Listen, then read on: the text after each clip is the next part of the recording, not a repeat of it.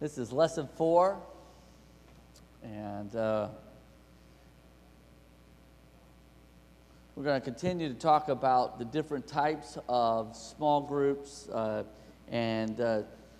Someone during the break pointed out to me that last week, just to make sure that we're on the same page, I talked about station-specific groups. That's what we were talking about in the first part of session 3. You know, men's group, women's group, singles group. It's people who are at a similar station in life. Now, and then the other one was needs-specific groups, which is what we covered there towards the tail end of session 3, where you talk about, where we were talking about survivors groups, groups that have battled addiction, special needs, anything that is specifically to a need. The question that was asked is, you know, what about the Christians that are not really connected to small groups?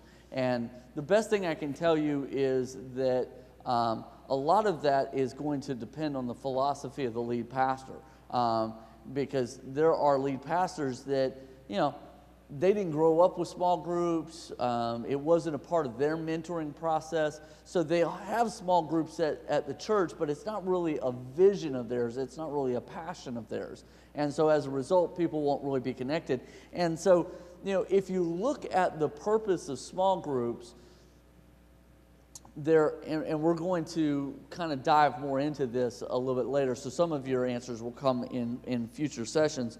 But the idea is to give a place for people to connect, and it's also to give people a place for their gifts to be able to be realized. We talked about this a little bit during session 2, I believe, that if you have a church that has 450 people in the church, and you're somebody who loves God, and you know that God works through you on the laying on of hands, or God works through you to be able to minister to people, but you don't really have that opportunity in a 400 plus member church because they have staff, they have paid and part-time and volunteer staff, and that really doesn't have an opportunity to come up. So you have these gifts and you have these talents that small groups gives an opportunity for it to be realized. Now, not everybody has to be connected to a small group. I personally believe, I have been a part of a small group consistently for the last decade. And even if my church isn't hosting one, I'll start one because I feel like we need to be in fellowship. And it gives an opportunity to meet people that you haven't met before and things like that. So I would encourage it, but you know, the thing is that, like, to me, your question would be similar to saying, what do you think about a Christian who goes to church, they're involved with the church, but they don't sing on the choir? You know, I mean, you go, well, I mean, if they don't want to sing on the choir, they don't have to sing on the choir. Well, the small groups is going to be really driven by the vision of the pastor. Now, if you are listening to this and you are a senior pastor, then what I would tell you is that it gives you a great opportunity to reach the biblical mandate, and the biblical mandate is Jerusalem, Judea, Samaria, the uttermost parts of the earth. You know, it to me is arrogance to think that me standing up on Sunday morning is going to be able to reach out to every people group and going to be able to speak specifically into every situation that people are going through. To me, that's going to be much better reached in smaller groups of people gathering together. So we talked about the need-specific groups, or support groups. Another need-specific group that we talked about a little bit in session 3 is like debt relief groups. There are people who get together, and they can be short segments or they can be longer segments. But if they're shorter event specific, then it really reaches into another type of group, which I call that. Well, let me backtrace. Let's take, for example, the debt specific one. you can have people who will meet together over a long period of time and learn together and encourage one another on how to make wise decisions with the money, how to not overspend, how to make, doing coupons and doing all kinds of things to help each other with the economy and where they are in that station in life. But if you can also have need-specific groups that their whole intention is being a short segment, say for example 8 weeks, 6 weeks, 12 weeks. It has a defining starting point and a defining ending point for the purpose of going through a debt relief class that teaches people how to deal with their money, how to budget, how to rein back spending, how to know debt to income, how you should be able to live and things like that. And it'll teach them all those skill sets, and then the class is over and they're kind of on their own. Another thing like that is marriage.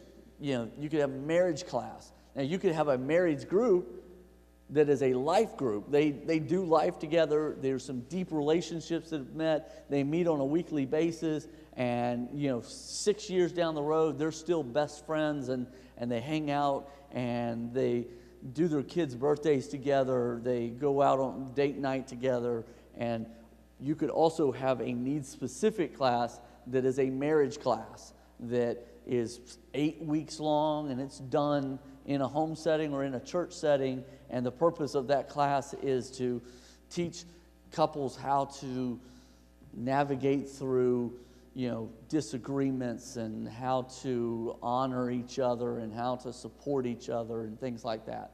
The great thing about those and there's a lot of good ones out there, like debt relief classes and marriage classes and things like that, and I've been in a bunch of them over the course of the years. The great thing about those, especially if you're a senior pastor, is they can really be a launching point for you to move from a need-specific group to a life group. You can have a marriage class, and at the end of that 8-week class, you can have one of the married couples that you have vetted and see as someone who is a mature couple and a part of the church. You could say, hey, at the end of this 8-week class, would you be interested in opening up your home and hosting a life group in your home? And because of the relationships that they've built over that 8, 10, 12-week period of time, there's some friendships that are starting to bloom, and that can really take advantage of that and give those people that ongoing relationship that they are craving. So we talked about a little bit in one of the earlier sessions about how when malls first started, people weren't going to them because not many people were going down to the strip center so that they could go to the Radio Shack. But when they found that if they put in the big anchors, the Bells and the Sears and the Dillards and the J.C. Penney's and things like that, that those were great entry points. The other thing about groups, you asked about Christians, active Christians. The great thing about groups is they can be great entry points for people to make it into the church, because sometimes, I can't get my neighbor who's, a single man to come to church on Sunday morning, but if I say, hey, Monday night we're doing a chili night with the men, why don't you come with me and have some good chili, I can get him to come eat some food, and maybe he can make some connections and some relationships, and that Monday night will turn into Sunday morning and will turn into maybe a life change for him, So they can be great entry points for people. The next type of group that we're going to talk about tonight is talk about home churches. To me, we talk about life groups, you talk about need-specific or support groups. When you get to home churches, to me, it's a completely different entity altogether. Because to me, home churches is looking to take the big picture church and to really focus in and have that same type of experience, but have it in a setting of 5 to 15 people. And so the setup of a home church will look much like the Sunday morning worship experience or the weekend worship experience. And so, for example, when people come in, they would come in and there would be somebody who would lead them through some praise and some worship. There would be somebody who would bring a specific message, whether it's, a recap of Sunday morning's service, or whether it's a completely new, all-in-one message of its own, or whether it's a series, or whatever the case is. The intention is that there would be worship, there would be word, there would be opportunity for ministry, and there would be opportunity for people to give their life to the Lord, that you would have all those experiences there in the home church. The home church is the one group that doesn't always look like that 8 to 15. It can look like a 25 to 35 type of group.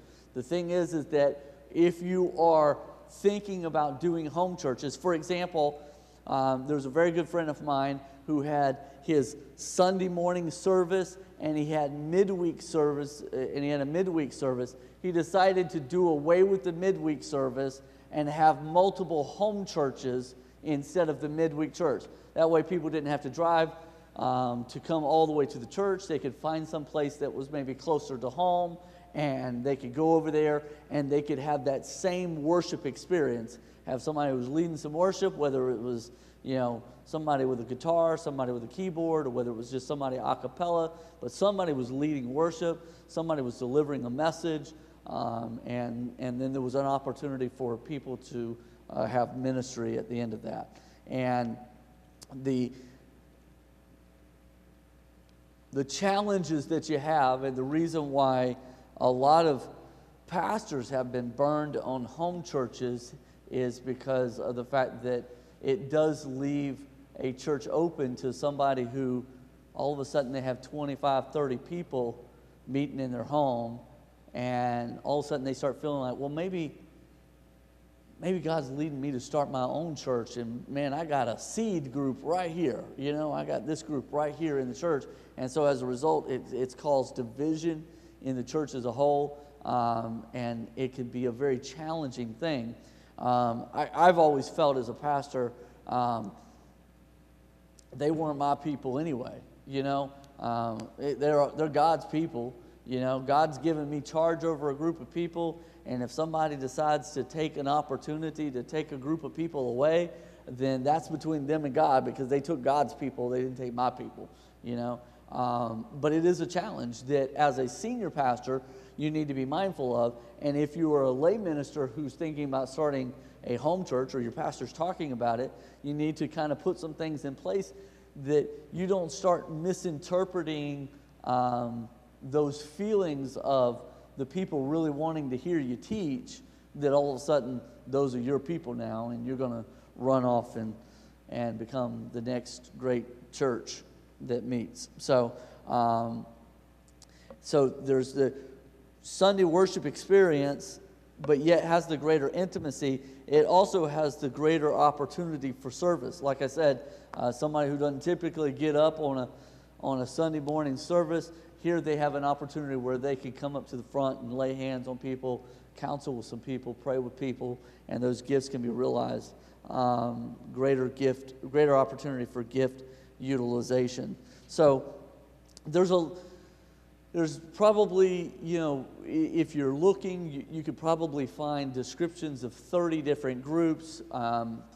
With that, I'm going to go, and we're going to spend the rest of our time this evening on what I call cell groups. And the reason why I saved it for last, and I'm kind of tackling it all in its own, is because of the fact that truth is that any type of group can be a cell group. It depends on what the intention of the group is, okay? And you'll see how this plays out, especially with like men's ministry, women's ministry, singles, young adults, and that type of thing. But the purpose of cell groups is to divide. It's to get to a certain point, split, and one cell becomes 2, and 2 becomes 4, 4 becomes 8, and so on and so on and so on. Don't make me go through all the numbers, because I tend to do that sometimes. That's for some reason one of those things in mind. When I'm passing time, I just keep doubling numbers until I get stuck somewhere up in the thousands. And but the purpose of the cell groups is to multiply. I mean, the reason you start a cell group is because you want to take a group of people, and you want that group of people to be mentored, be discipled, every moment with the intention of bringing people in and then dividing and becoming 2. I always say dividing, but I have mentors in my past that would say, Pastor John, that is not dividing, that is multiplying. You are multiplying from 1 to 2. You're not dividing 1 into 2. So, whatever. It's multiplication, doubling the amounts of groups. And the reason why that you do that, and the reason why there are some people who are so passionate about cell group ministry, is because it really focuses your energy on 2 things: discipling leaders and evangelism. And so if your intention is, how do I disciple and evangelize, the cell groups is a great opportunity for that, because that's the whole purpose of it, is to keep it growing and to keep it splitting. And you have somebody who comes into the group and they're a part of the group, and before you know it, now they're kind of an assistant leader in the group, and before you realize it, they have their own group, and that's just kind of the way it keeps going. And the reason that cell groups became so popular is because people saw that as the quickest, cheapest way to evangelize neighborhoods, is by doing cell groups. The reason why multi-level marketing things are so successful is because people can take a product, and instead of spending tens and hundreds of thousands of dollars to advertise that product and to get it sent into stores and to have salespeople that would go and make sure that it's stocked right and it looks nice. I used to be many moons ago, I used to be in the food industry and worked for a broker who brought products into grocery stores, and we'd have to go in there and was the product in the right place? Did it have the right amount of spaces that it was supposed to have? Could I get the store manager maybe to bring in a sister product and put it close by? All these different types of things. Well, with multi-level marketing, they said, hey, we could take this soap or we could take this juice, and we could just tell people, hey, if you could find a few of your buddies who wants to sell juice, you could be a millionaire. You could roll over every morning and kiss your secretary because it's your wife, And they found a great way to make some money, But the truth is that television has never been as big as it is right now. And I'm in admin, and I have my hands firmly into advertising. And I'm telling you that you can spend thousands of dollars in internet advertising. You can spend tens of thousands of dollars on the TV. You can spend $1,000 on radio. You can put billboards up. You can put out flyers and have people put them on windshields. You can do mailers and you can send them out. You can do all those things, and believe you me, churches are doing them all. And yet in this day that we live in, 7 out of 10 people are more likely to come to church because somebody they know invited them to come. And that's what small groups are about. And that's what they understood about cell groups, is that, you know what, I could pay $30,000 a month and advertise the church on TV. Or I could just get people to fulfill their biblical mandate and go into their neighborhoods and invite people to come over and share a meal together or do a Bible study together, something like that. And still today, all the media and everything that we have, you can like my church's Facebook page. I can tweet to you in between sermons and tell you what's going on. Yet, in the day that we live in, still 7 out of 10 or more people are more likely to come to church because somebody they knew invited them instead of some type of advertising. So, thus, the great opportunity for cell groups. Because not only are you not trying to do this huge marketing plan for your church, you're getting people and you're saying, hey, I want you to come alongside me and I want you to spend a few months with me. And I want us to just hang out. And after we're done hanging out for a few months, what I want you to do is I want you to go find a couple people and I just want you to do the same thing that we did. And so cell groups they found would serve a very real purpose in the church, and that was in the place of reaching the neighborhood and reaching the people. Because quite honestly,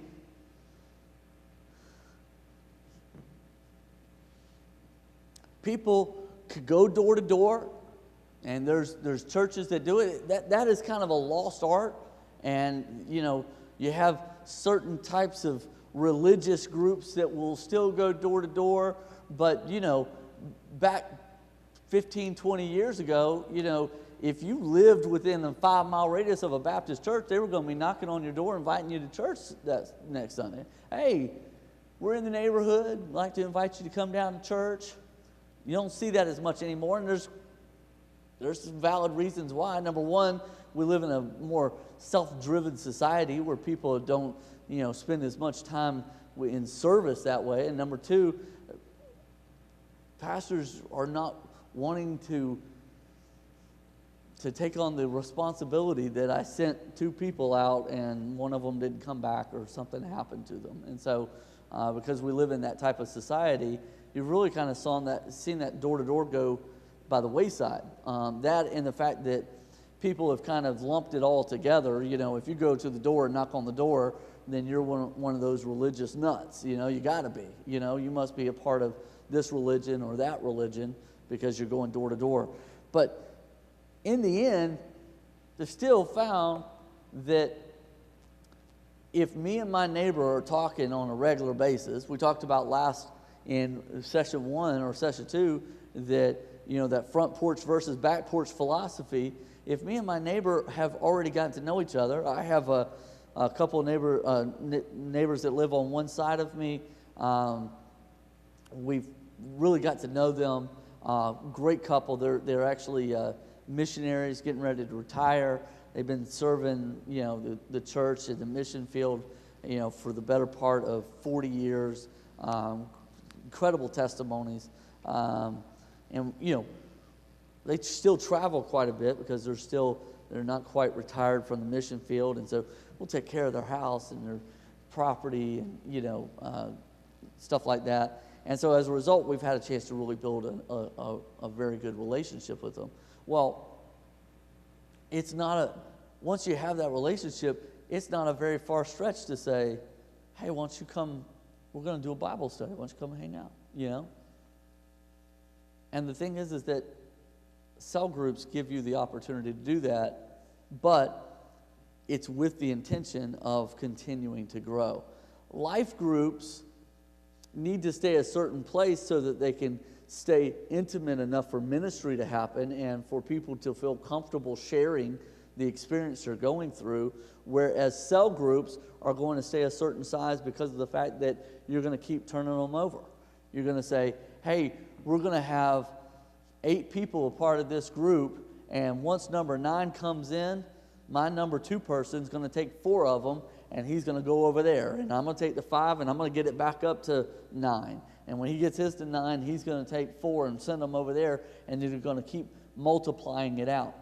The reason why there's such a good value to it also is because it allows you to actually fill the mandate to disciple people. The best definition or best example, I should say, of discipleship is I do, you watch. And now I do, you help. And now you do, I'll help. And then finally, you do, I watch. You know, because that really kind of passes off the baton there. What we tend to do, whether it's in the workplace or whether it's in the church, what we tend to do is we say, hey, come over here, watch me do this, okay, now I got to go over here and do something, you do it now, you know, and there's not real discipleship that's going on. Well, if you've been a part of a meeting and you've been a part of this group for the last 3 months, 6 months, then I've been able to really invest in you, and I've been really able to spend time with you. And if I know that next group that comes up when we get ready to split, I know that you're going to get that group, that I'm going to pass that off to you, then I put my arm around you and say, okay, did you see how when this came up, this is how I dealt with it? You know, when we said, hey, we want to have prayer time, and brother so-and-so kept wanting to occupy the floor. You know, did you see how I said, hey, let's you and I go on the porch and talk about that so that they can continue the ministry? You see how I was able to break that away from the group so that the group didn't lose focus, so the group was able to get done on a certain time, but yet brother so-and-so got his needs met as well? That's how I want you to do that. You know, when you encounter that same thing, that's what I want you to do. See, real discipleship is living your life out in front of somebody, showing somebody how to minister, and that is where the church has greatly lost it, you know? And the reason why is because, quite honestly, I got some pastors that are probably, you know, not like me saying this, but, you know, the pastor's at the church 8 to 5, you're at work. At 6 o'clock, you can't reach the pastor. You're getting the cell phone, you know, getting an answer machine, and you get him on the can't catch him on a Saturday because he's got stuff going on. And then Sunday after church, he's like, okay, I got too many people. I need to move on to the next one. You know, and you just don't feel like you can really stand beside him and say, show me how you lay hands on people. Show me how you pray for people, you know? I mean, it's not by mistake, you know. My name is Dr. Vic, and, you know, my dad was Dr. Harold Vic. And, you know, the first time I started preaching, you know, what I heard more than anything else, man, you sound just like your dad. That was not by mistake. It's because that's who I witnessed doing ministry. That's the reason why the Pharisees would come to Jesus and they would say, now John's disciples would do this, but I notice that your disciples don't do that. Why didn't they do it? Because they didn't hang out with John. They hung out with Jesus. And that's not what Jesus showed them to do. Now Jesus said, hey, listen, these are friends of the bridegroom. You know, they don't fast when the groom is with them. That's the time that they hang out, that they enjoy it. Why would you want them? There'll be a time when I'm gone. And then that's the time that they'll start doing some of those things. But Ephesians says, be ye imitators of Christ as children. And really that the textual meat of that scripture, if you were to blow it up and put it in, paint it on a picture, is a little kid with a construction that's way too big because it belongs to his dad, and a tool belt that's hanging down around his ankles, and he's trying to be like dad, you know? And that's really what that scripture means. And we've lost that in the church. We've lost that because our lives are so busy and so occupied, we don't have a time to imitate ministry and to emulate ministry. So that's what the value that cell groups bring. And then there is there is a cell group model that goes beyond that I'm going to bring up, and I'll talk about it a little bit, but I don't want to endorse one thing over another, but it's called the G12 model, and I'll give you some information on it if you want some information on it after the class. But, the truth is that if you're going to do cell groups, if you are a senior pastor, a lead pastor, or if you are over groups in your church and your church is talking about bringing in cell groups, or if you're just a man or woman of God and you feel like God's calling you to really just start groups. I know that there's some people in here specifically and people that are taking this class online specifically that they feel like that's what God's calling them to do, that God's calling them to just begin birthing groups. And so if you feel like that's what God's leading you to do, one thing that you have to understand is if you go with a cell group model,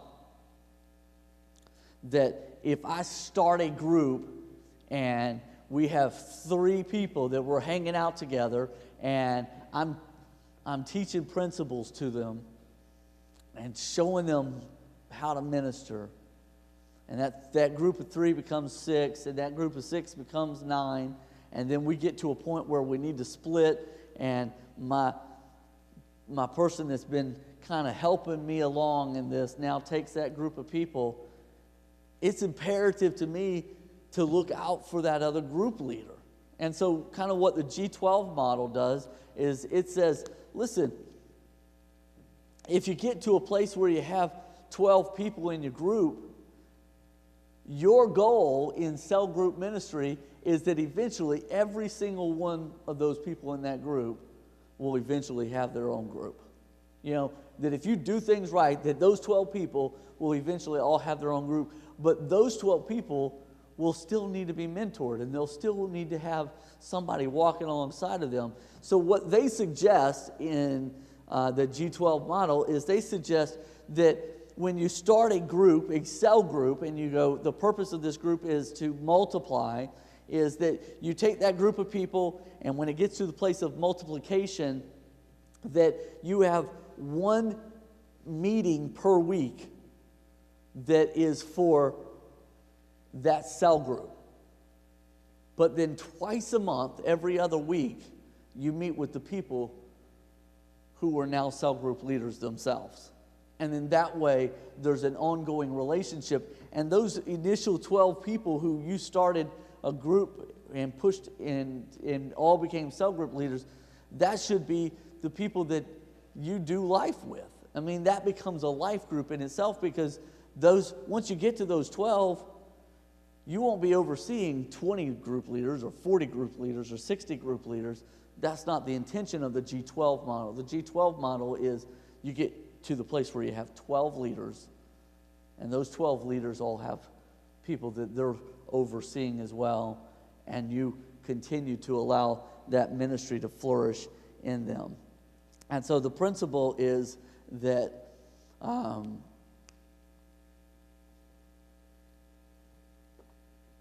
that there's always ministry going on, and there's always discipleship going on.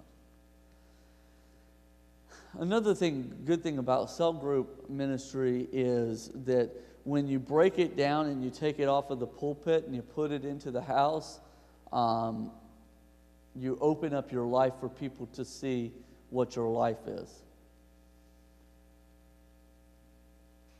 And then if it doesn't line up with what they see on Sunday mornings, then you're going to be exposed for what you are, and that is a part-time Christian, But it'll push you to have your life lived out in front of people, which is the model of Christ, that when Jesus walked the earth, that the people were with him all the time. And that's what group ministry allows to happen in your life. And the idea is that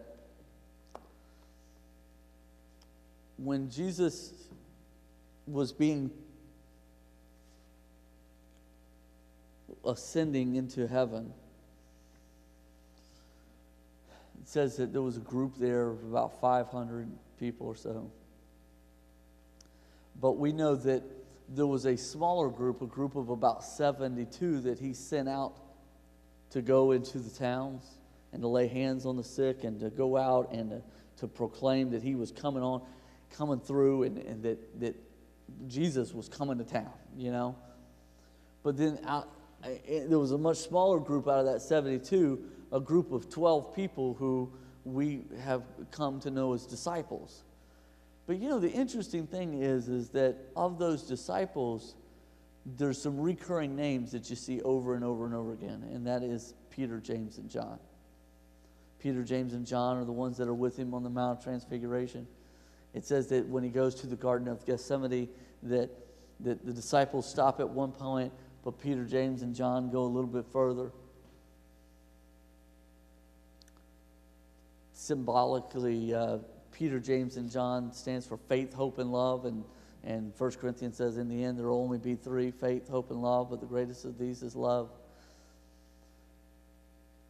That when you're dealing with groups, that you'll realize that if you take that into consideration, that there's three people that you can really pour yourself into.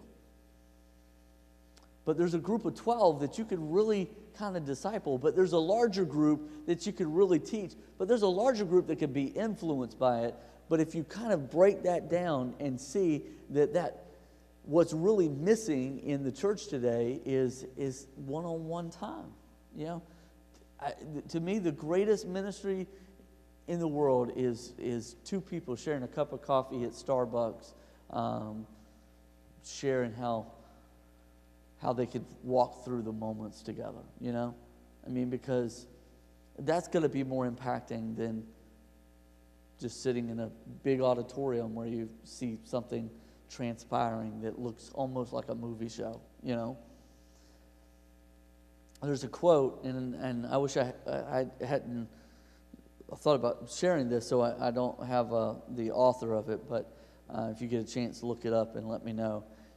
It's a great quote, and it says, your life is going to be impacted not by the people who you believe in, but by the people who believe in you.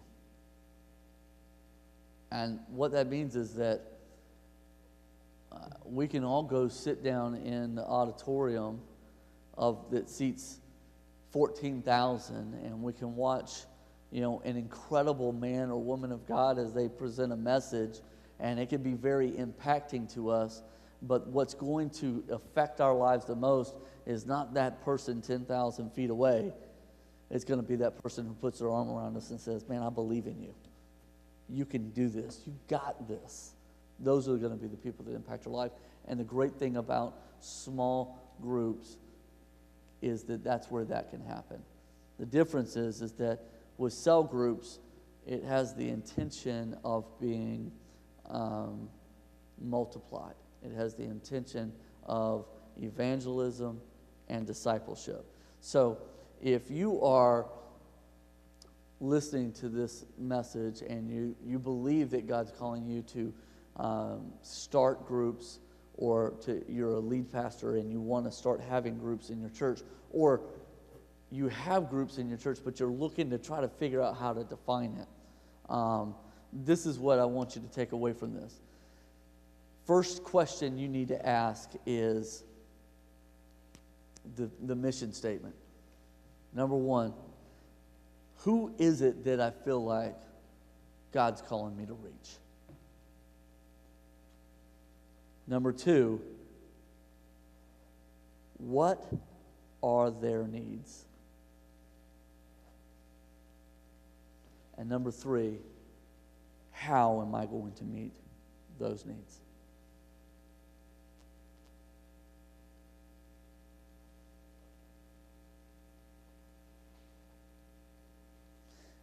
Once you answer those questions, the who, the what, the how, then you need to take that and you need to put that as a part of your picture, okay?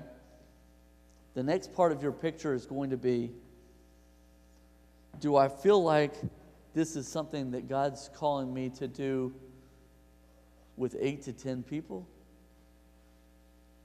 If it is, then that sounds like a life group. Or is it something that I feel like God's calling me to share with as many people as I come into contact with? Well, then that sounds like that's a cell group. That it's something that you want to keep multiplying and you want to get it out as far as possible. So you have the mission statement. This is who I feel like God's calling me to reach. Let's say that, the community I live in, and I feel like God's calling me to my community. And I go, okay, there's 20,000 people in my community. What's their need? Well, they need to feel the love of God, and they need some specific direction on how to live out lives of faith.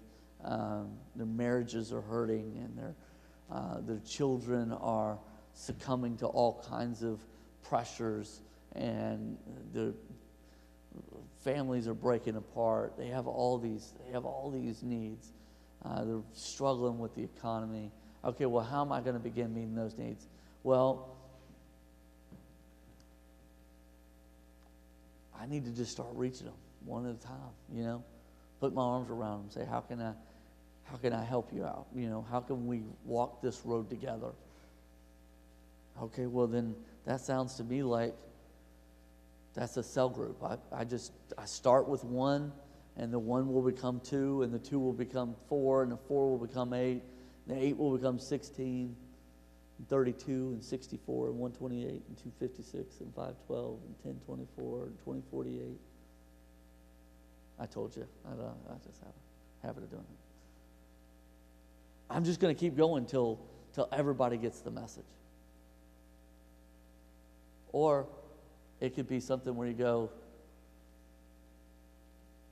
I got like 3 or 4 neighbors around me, and I sense that God is calling me to those neighbors on my street. Well, that sounds like a life group. It sounds like I'm going to take my grill off the back porch, and I'm going to put it in the driveway, and I'm going to get the best smelling ribs I can find, and I'm going to start cooking it up, and when they come out, I'm going to say, hey, would you like a bite?